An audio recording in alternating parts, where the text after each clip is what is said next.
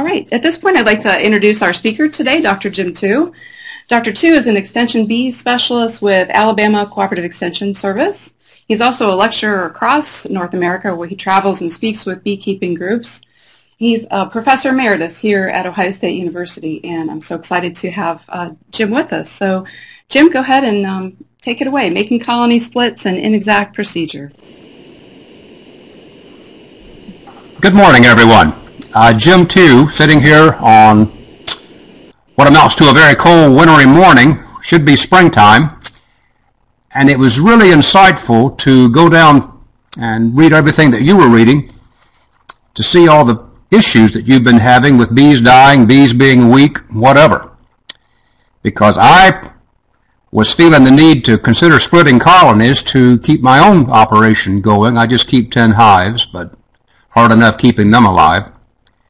And this split thing is something that beekeepers have been doing for a long, long time.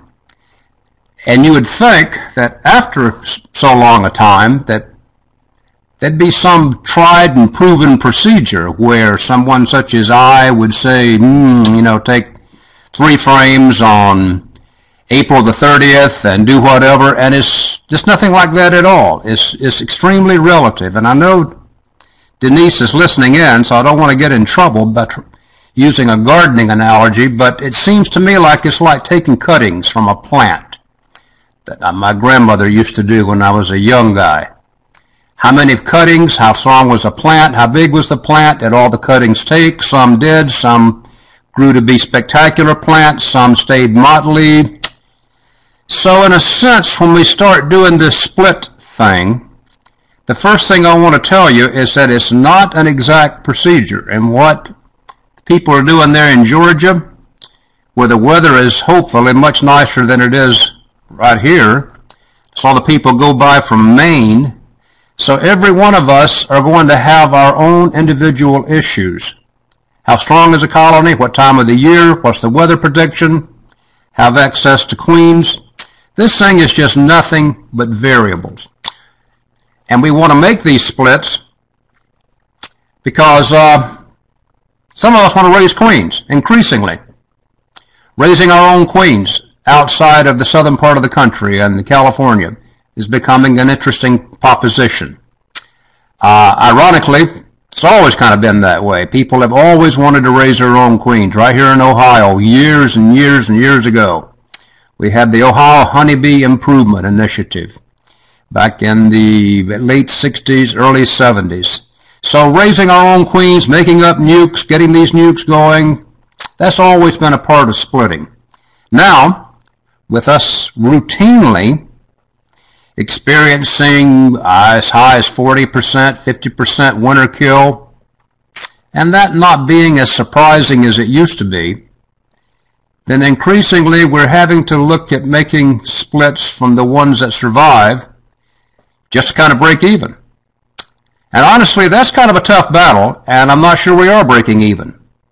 Because increasingly, as beekeeping has become challenging, we have kept fewer colonies. So consequently, I've got 10 or 12 beehives right now, and as a young man, I wanted 300, 400 as a part-time. And if I had many more than 35 colonies right now, I probably couldn't maintain them very well because of the amount of time I need to put in them.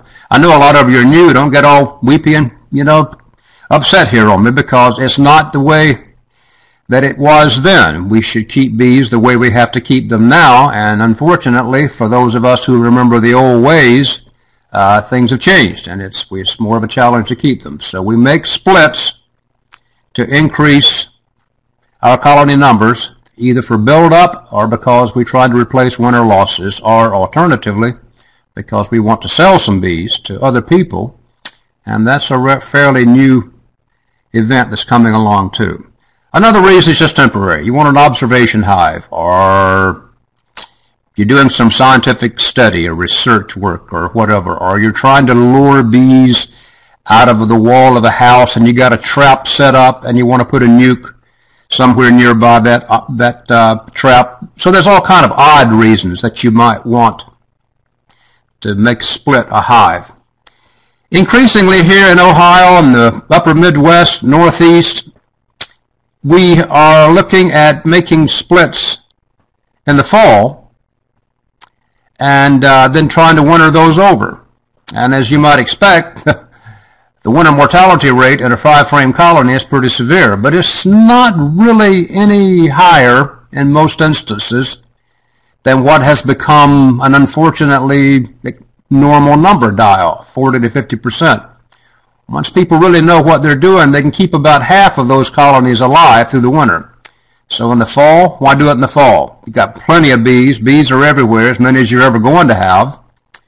And you probably get queens easier, which is an important aspect of this. And none of those things work as well right now. So if we had had a 5 or 6 frame split last fall, we've managed to nurture that thing, get it through the winter, had a new queen last fall, that's going to be a blistering colony here in just a few weeks, few months.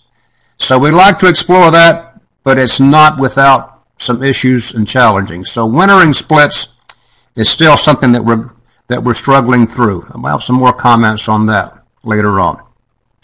Today is not going to be a good day for me going out splitting my hives. Yesterday was worse. Today's just going to be bad, about 45 degrees or so Fahrenheit. So breaking clusters, pulling frames out, doing all that kind of thing would actually really seriously damage the colonies that I'm working with. In the colonies that I had that survived the winter, and I had about a 30% die-off, and I estimate that of the 70% that survived, probably had about 50% kill in the individual clusters. So they're trying to keep their heads above water. They're working, they got good brood patterns, and I'll bet you there's going to be some brood kill last night from this 19-degree temperature that we experienced here in northeast Ohio. I bet there's going to be some brood kill along the edges where they pull back into a cluster because they really put themselves out there. My bees did. So they're trying to build up. And before I can go out in a few weeks and make any splits, I've got to be sure that the parent colony has recovered enough from this remarkably tough winter that we just had for me to justify taking brood and bees from them. They got to have plenty of food too, but unfortunately, since I've had some bees die off right now in my bee life, having ample honey in the comb is really the thing that's been challenging me the most. And the equipment. Well, the equipment's pretty routine. Either you got to buy it, reuse it, or whatever. So those are the things you got to have. You got to have the weather to do it. You got to have something to feed the bees. You got to have the bees and the brood to split out, and that bees and brood also includes a queen now. And you've also got to have the equipment that you're going to need to put those bees into it. From the parent colony, I wish all my bees looked like this right now, but clearly that was a summer colony several years ago. I'd like to have a high population. If there's some reason for it, I mean, you can split anything. Since we discussed about how relative this is, if you've got 2 frames of bees, you can split them into 1-frame colonies, and you can have 2 extremely small colonies. In my life in Alabama, North Florida, South Georgia, you might be able to pull that off, feed constantly, and build up that remarkably small colony into a bona fide beehive. Not going to be much of an option for most of us outside of the deep south. So we'd like to have high populations of bees that we can split out without really hurting the parent colony all that much. I know there's some regulatory people there listening in today, and they're going to be keen to know that you've got your bees registered and that your bees are healthy and viable as you make splits, divides, you're not transmitting other bee diseases like American foul brood. And if you're selling colonies, the buyer should certainly want some reassurance from a regulatory agency that these bees are pristine and healthy and that you're not transferring anything along. As you look at that picture there with that nice full deep I've got of bees, as impossible as it seems, in my lifetime of beekeeping, I have known of colonies that look just that strong that had a fairly obvious case of American foul brood. So just having bees boiling out of a hive is not going to totally carry the day. It's going to carry most of the days, but not totally always carry the day. So I want a high population, I want it disease-free, and I got to find the queen. You know, as imprecise as splitting bees and splitting colonies is, finding the queen is absolutely no better. I mean, if I can sit at my mom's place in Alabama and change the thermostat setting in my shop where I am right here in Ohio, why in the world can't I put some kind of small transmitter on the thorax of that queen that would help me zero in on where she is inside the colony? I mean, if I turn on my cell phone, most of the world knows where I am and can trace me right to the very spot that I'm standing on. And yet, to find a queen, it's just like it's 1937. You go out, you rip into that colony, you smoke everything, you take frames out, you put frames here, you wonder where she is, you wonder if you've stepped on her. You spend 2 hours, you never find her, and then later on you notice that she was on the inner cover, that you leaned against the tree someplace on the very first stage of opening the colony up. You got to find the queen, though, in most cases. If you're going to split this hive down to nothing, maybe you don't care. But in most cases, you got to find the queen. And short of going into a different lecture discussion today on finding a queen, that's going to be your problem how to do it. So the last point is, are you confused? Okay. Certainly is confusing. The bees are confused. Got to find the queen. There's equipment everywhere. There's bees flying all over. So yes, there's going to be a lot of confusion. And I will refer to this over and over again. Dividing beehives is not an instinctually, biologically normal thing to happen to a beehive. If they want to divide themselves, they swarm. If they want to just completely leave, they abscond. But they rarely ever take a vote and say, let's just take a few of our bees and a few of our combs and some of our brood and a little bit of honey, and let's just move all this somewhere else. So the bees are as upset about this whole process as anything else. All you can do is give us your best shot. So if you got a parent size that was in that previous picture, you can make 2, 3, 4 splits out of that. If you've got a colony half that size, you're going to be lucky to get one out of it. Earlier in the season, the larger the split, the faster it's going to recover, and to some extent, earlier in the season, the faster the parent will recover. But larger splits set the parent hive back more, as you might expect. If you've had a problem with swarming and your neighbors are close, you might want to make some heavy splits just to keep them knocked down. Now, by making splits and knocking them down, you're also going to knock down any honey crop that you had a hope for. Because if you take one strong beehive, one strong deep, and make 4 small ones out of it, you're not going to make the same amount of honey from the 4 small deeps that you set up because their level of labor cooperation is disrupted. So bees left in the yard where you make the split, of course, are going to drift back primarily.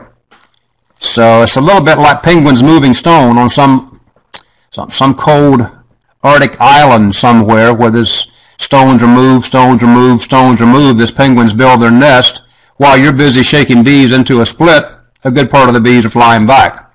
So you're unintentionally selecting for younger bees that have not flown a lot or flown any, and so they're the ones that tend to stay with the split, and the older bees that know their way around the community shake it off, fly right back, and fly right back to the parent colony nearby. Next week or the week after, depending on weather, as I've already discussed, I will be involved with other people in making about a dozen splits or so. And the plan for that day is to have the entrances blocked off with screen, make the splits and divides, and then immediately put a screen top on those splits, ratchet strap them closed, make the splits as fast as we can, and then off we do go about 100 miles away, set those colonies back up. In the former yard, we put in a caged queen, and that will be our effort to try to mitigate the drifting in the yard. Now, if you want to, in your own home yard, just move them a few miles away. Ideally, probably a mile is enough, but certainly 2 to 3 miles away would be enough to make these bees reorient and stay in that nest. So it's important that if you make a good strong split and leave it in the same yard, I'll bet you that half the bees are going to drift to the parent colony. If I haven't said this, I want to say it again. There's going to be bees everywhere. when you're shaking bees off of frames, when you're moving bees from one colony to one box to the other, and you're looking back and you're using your gut estimation about how many bees are there, and you shake some more, there's going to be bees flying everywhere. So just be ready for absolute chaos. Confusion, expect some queen problems. You've got to balance having the queens come in. I'm going to say more about this later. You got to have them there on the spot, ready to go. There are no guarantees for queens anymore, so you might make a split and the queen not be accepted. It's a little bit like making candles. If you make a bad beeswax candle, just melt it down and start over again. So if you split 3 frames of bees out, add 2 frames of honey to call it a 5-frame split, put a queen in, and 3 weeks later that queen's still not doing anything or she's gone, then just newspaper that split back to the original colony, give them back, give those bees to another split, do whatever. But it's not like that you just have to leave that queenless unit there. I don't know that I would try, depending on the size of the split, how much brood, that I would try to put a queen back in that split again. It's already going to have gone downhill quite a bit. Even if you leave them in the yard, expect drifting bees. You see that whole bee yard scene, that's ours. That's not the bees. So every apiary, with all those nice white painted boxes, nice straight rows, that's a complete artifact. Just exactly the way a cornfield is an artifact. You don't see that in nature. So when you make those splits, you got 5 colonies, you make a split from each, now you got 10 colonies. So you leave the 5 parent colonies and the 5 splits in the same yard. Those bees are going to drift from colony to colony. They're going to do that when you just had 5 colonies.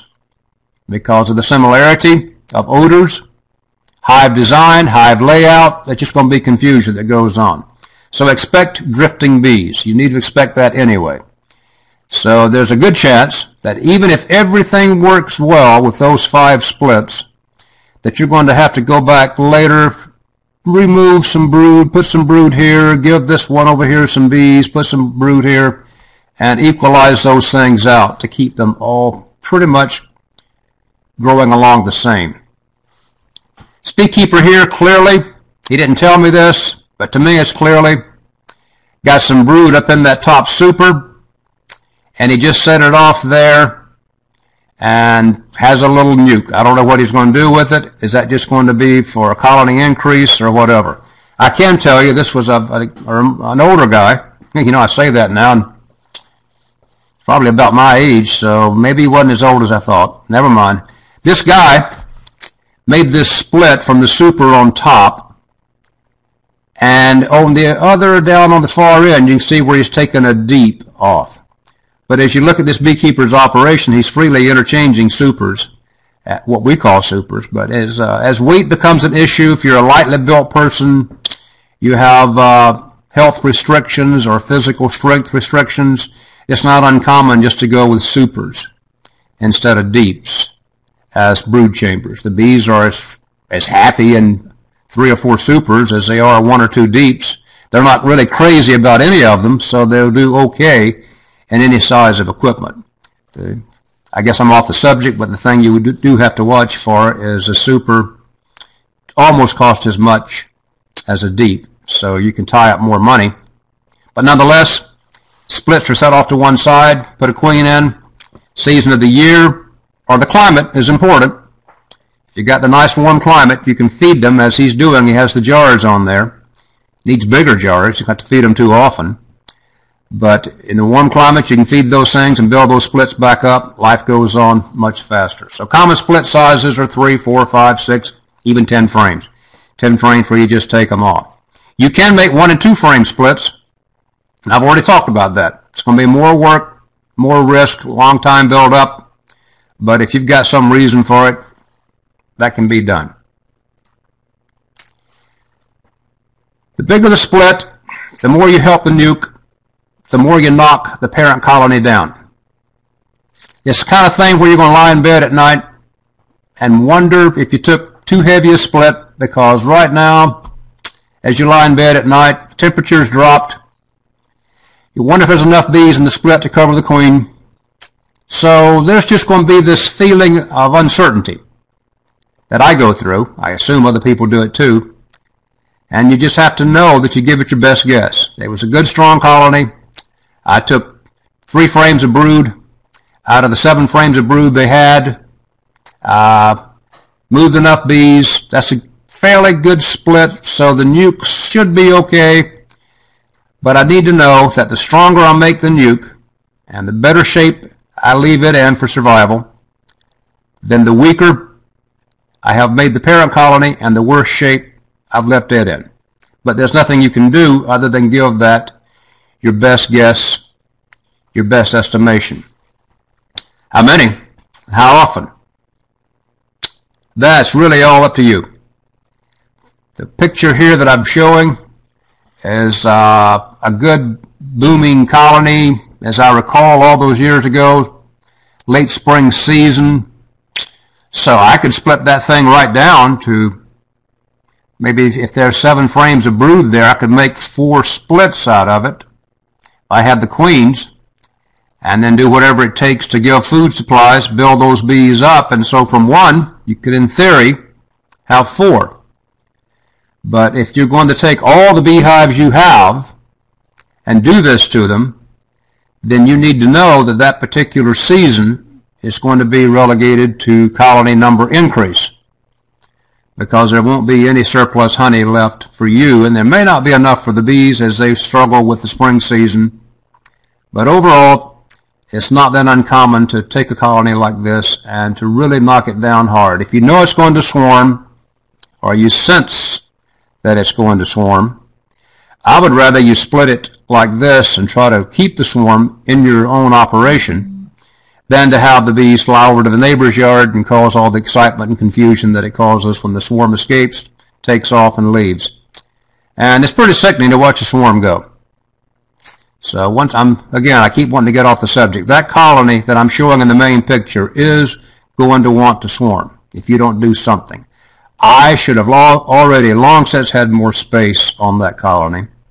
So if you were ill, went on vacation, job restriction, too many grandkids, whatever, then it may be the kind of thing where you want to go out and just knock those down, at least to keep your bees. And then in the fall and the summer, if you don't want that many colonies, some of them didn't take, you can put it all back together. It doesn't have to stay in the split. Most of you like a 5 to 6 frame split. Build your own boxes, buy your own boxes. In general, even for those of us here in Ohio and the northern Midwest area, 5 to 6 frames could survive with some nurture through the winter. Anything larger than that would probably survive better, but we're trying to make as many bees as we can, many splits as we can, and do the least damage that we can do to the parent colony. So for most of us, 5 frames seems to fit pretty well. Inside that 5 frame colony would be probably at least 2, ideally 3 frames of brood. And on the outer sides would be honey and maybe some pollen, but primarily honey and brood. There's no reason to put a lot of uncapped brood in a split because they're going to have to feed it. So you're doing a split the biggest service that you can if you give it as much capped brood as you can, because that's just free bees. They're going to be emerging there in a few days, and they're going to be good to go. So there it is, 5 frames, about 2 to 3 with brood, and the other 2 are chock-a-block full of honey to keep them alive and going while they get their bee feet under them. There are those of you here in Ohio who are going to recognize this, not my pictures. I was at a bee meeting, and I think a local Amishman was making this device. It was straightforward. You can probably contact me or the state apiarist, and I'll have a good idea that she'll know who's making these too. It's a 2-way bottom board for nukes that an individual wants to winter. So you can see on either end there's going to be entrances when I put the divided deep hive body on. So you see I have 2, probably 4, maybe I can still get 5 frames in there. 4 to 5 frame splits on either side with alternative entrances. And then as the season progresses, I can actually add a super on either side of that, and what the goal is here is to winter over those splits that I've made early on there. So being able to put those supers on allows me to put more honey on there to help that 5-frame nuke survive the winter. So just to be sure you understand, there would be another box, another super, that would be sitting on the left side of that colony. So there's 2 colonies, and I've been told, I've never used this stuff, but Ohio beekeepers are crazy for it, that those 2 wintering nucleus colonies will obviously bunch against that center board. So in a sense, they're combining their own dual colony temperature there to help them survive. So this is one way that some people are trying to winter nukes over by having this system where they make the splits whenever they can, add the queens to it, build it up, probably in the summer now, late fall, and then as the winter progresses, they're able to put on these super type modified boxes that has honey in that, and then next spring they'll probably be up top, and then that top nuke will come off and will be the divide that they made the previous fall. Other beekeepers in the area and across the Midwest and Northeast are using the styrofoam beehive boxes that I kind of like. They're strange. Got some water issues with water inside, but you've just got a better chance if that box is somewhat insulated to help that 5-frame nuke pass the season better. What else would go wrong? Try this. You got 5 colonies in one yard, and you split 2 of them. The other 3, you didn't bother. Well, the other 3 think they've gone to heaven because there's frames all around, there's honey being spilled, burr comb being broken. So if you make splits, as I've been talking about, in the summer, late fall, early fall, when nothing else is in bloom, you can actually get crazy robbing started.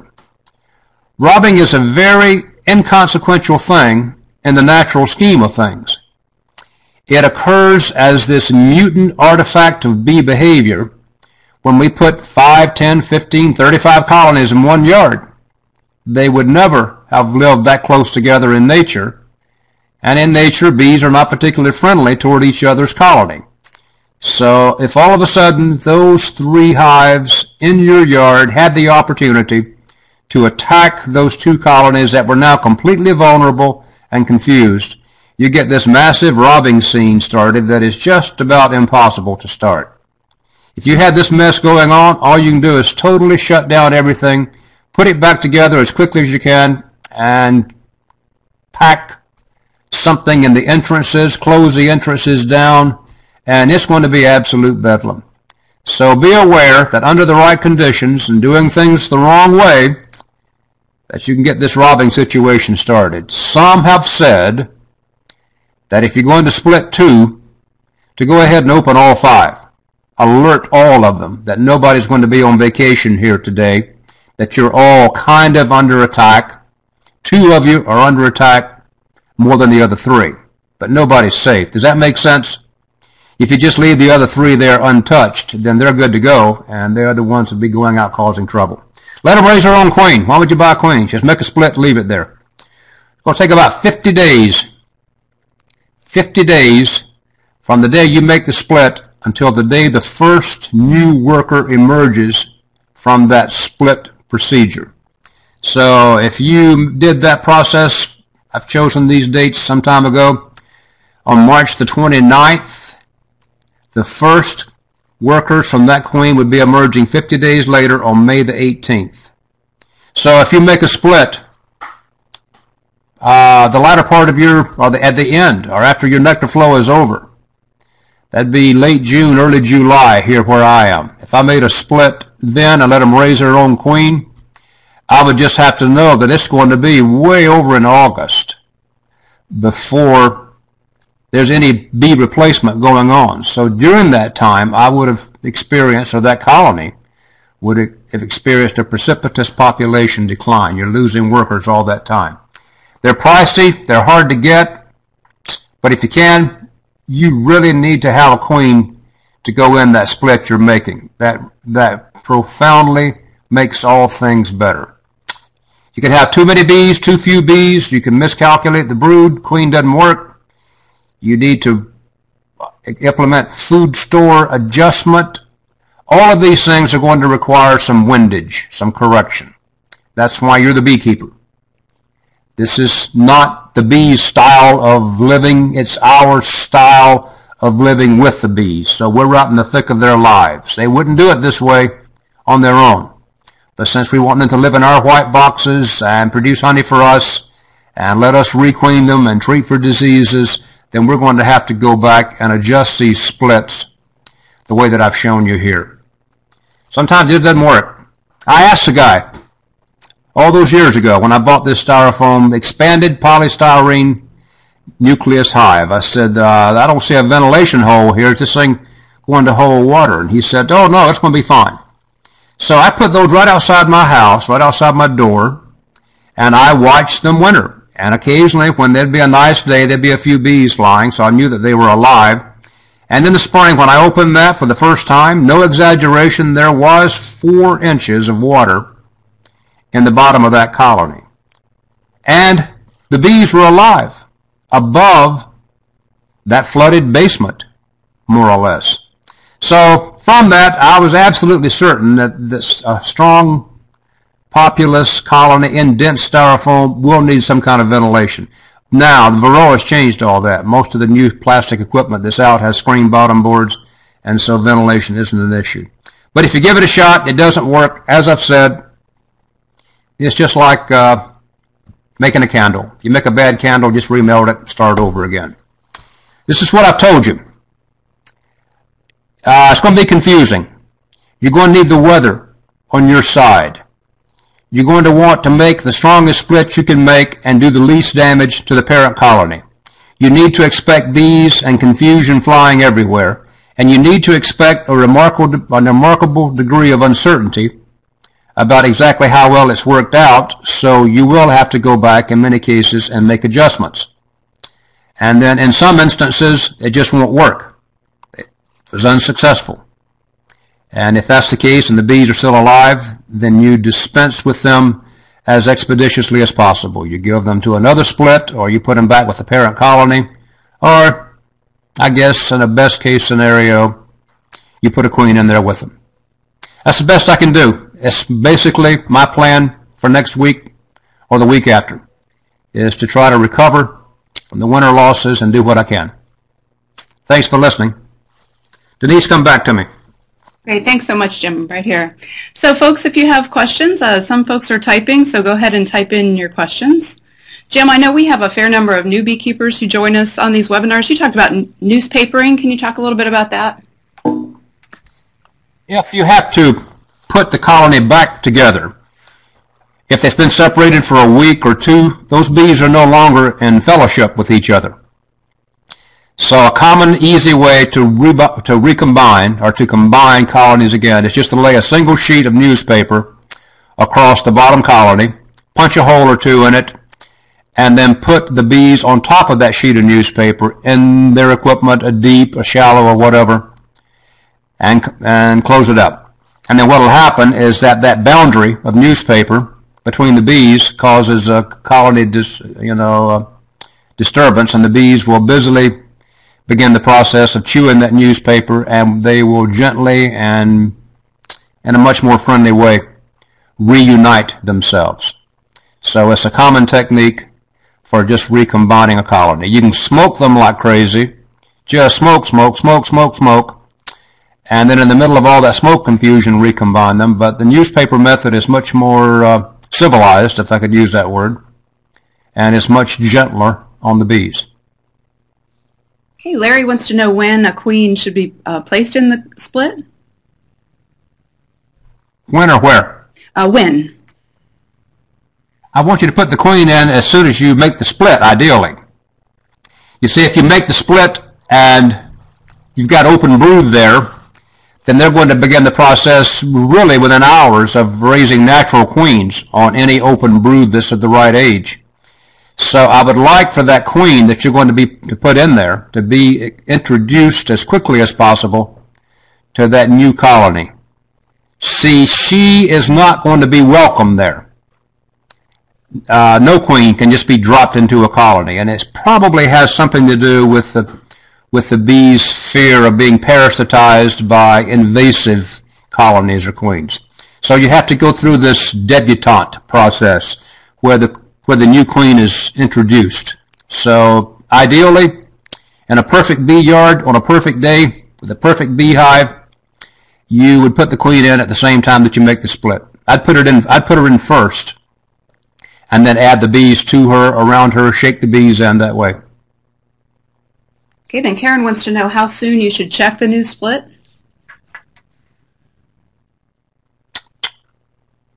I got to put some parameters on that. If I made the split today, and then tomorrow and the next day it was remarkably cool, I would probably leave them alone. If I made the split today and it looked like something wasn't going right, not enough flight, more dead bees out front than I wanted, I'd have a quick look. If I made the split today and I walked out to my bee yard tomorrow, I had good flight, bees were coming and going, I saw some bees coming in with pollen, looks like it's all right, so I would leave them alone. Keep checking that front entrance activity. Everything looks normal, leave them alone. And then about the 5th day, check that queen cage. Can I say some things about that queen cage? If you put that in, if there's new people here, there's several ways you can go. If you're a brand new beekeeper, I would use the candy plug release technique, where you open one end, expose the candy plug, and let the bees eat that candy plug to release the queen. If you're a more experienced beekeeper, I prefer to leave the candy plug closed, go back about 5 to 6 days later, and then I release her directly. The problem with that is that 1 queen out of 20 will come out of that cage like they've been launched off an aircraft carrier, shoot right up in the sky, and you may or may never see her again. It's an exciting moment, I'll tell you that. You can tell how the bees are going to react to the queen by the way they react to the cage. If they move away, if they're very gentle, if they're fanning and scenting around the cage, they've accepted her. If they're clinging viciously to the cage, if you release that queen, they're going to kill her. So I would go back and check that unit about 5 days later, 6 days later, if everything looked all right. If things don't look all right, use your gut feeling. Okay, Robert asks if you wait for the average last frost date to pass when you're making splits. That's as good as any. I mean, I don't want to be disrespecting weather predictors, but more often than not, they're wrong more often than not. If you make a split big enough, they will be able to survive downturn like we're having right now. It's supposed to be 40 today, and then back in the 60s tomorrow. So if I'd made a split earlier part of the week when it was actually 78 degrees here, it would have weathered okay so long as I had not given them too much brood or more brood than they can cover. So the last frost date is probably as good as any. Some years that date varies. It really depends on how quickly you want to get started, what your obligations are, what your desires, wants are. But that's about as good as any. You can just use that as a benchmark. Okay. Okay, Barb comments that many beekeepers have learned not to split after August as drought prevents pollen and forage for building. What are your thoughts on that? Well, I don't disagree with that. I was saying that if you're not careful, you'll get robbing started and they'll go crazy with it, and that you've got to feed them. So depending on where your August is, my July and most of my August is hot and dry as we wait for goldenrod and fall asters. So at that time, though, unfortunately, is when we have a lot of bees. And at that time, too, is when queens are somewhat readily available. So even with that disadvantage, if you're prepared to feed them and nurture them and offer some artificial pollen substitute, you might can let them along. If you wait much later than that, when you have a natural flow on, then you're certainly going to have to feed them for the better part of the winter. So she's right. There's issues to be watched with this late season split and divide. Okay, another Jim asks, how do hive beetles factor into your calculations on the size of the split?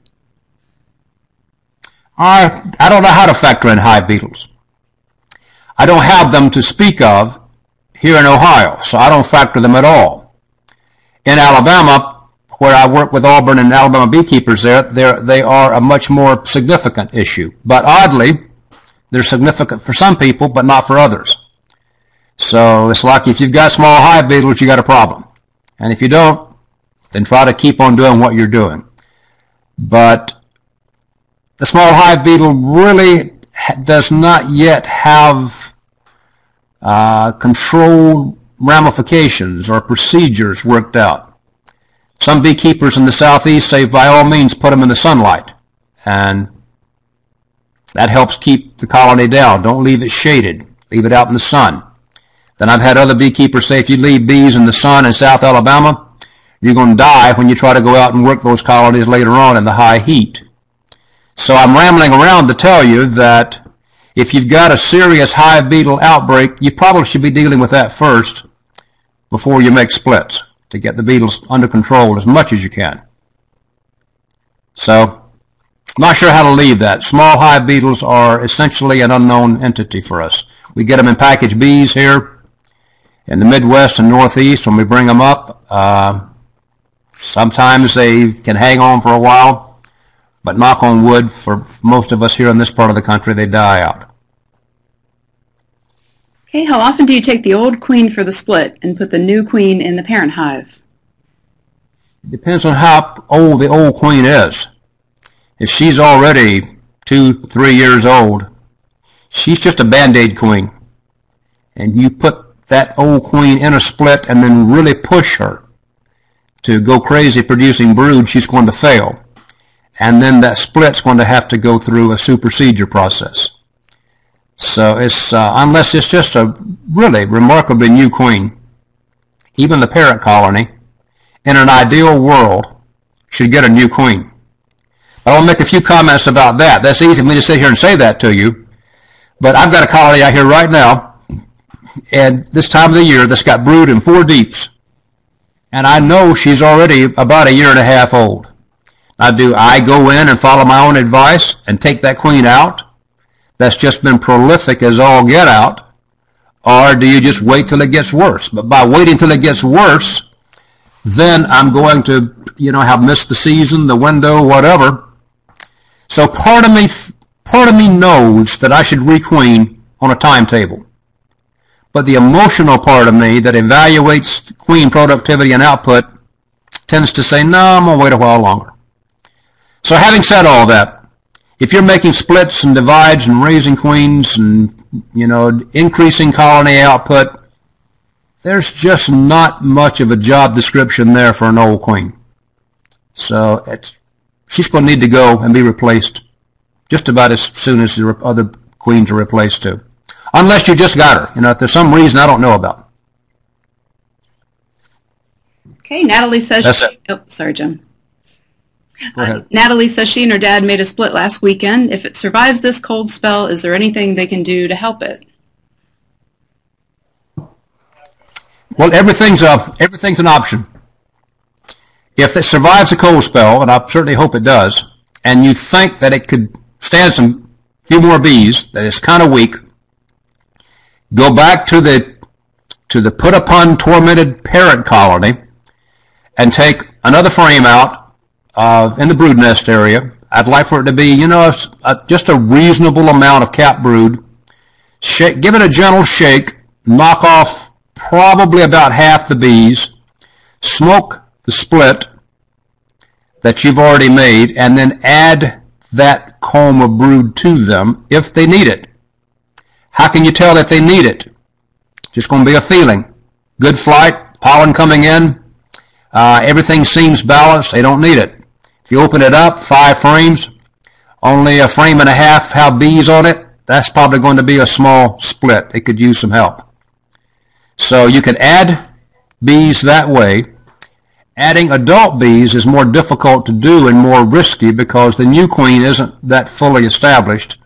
So I would be more comfortable just adding brood and gently bringing it along.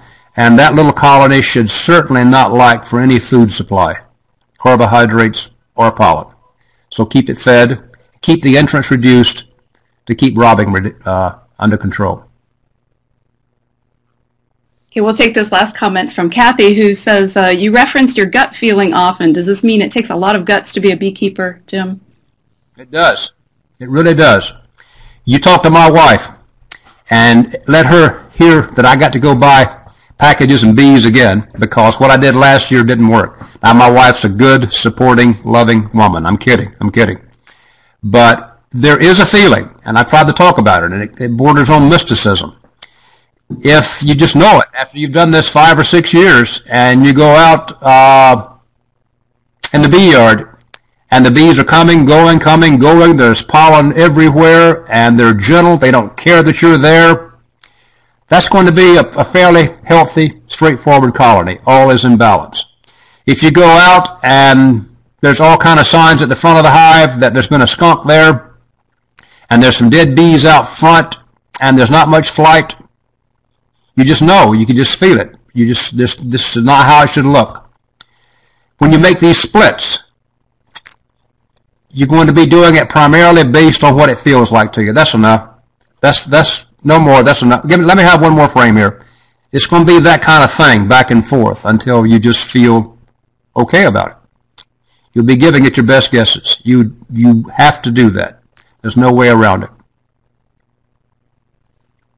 Thank you so much, Jim. I always appreciate your time and expertise and participation in the webinar. Folks, if you could give Jim a thank you in the chat pod, I know he'd appreciate it.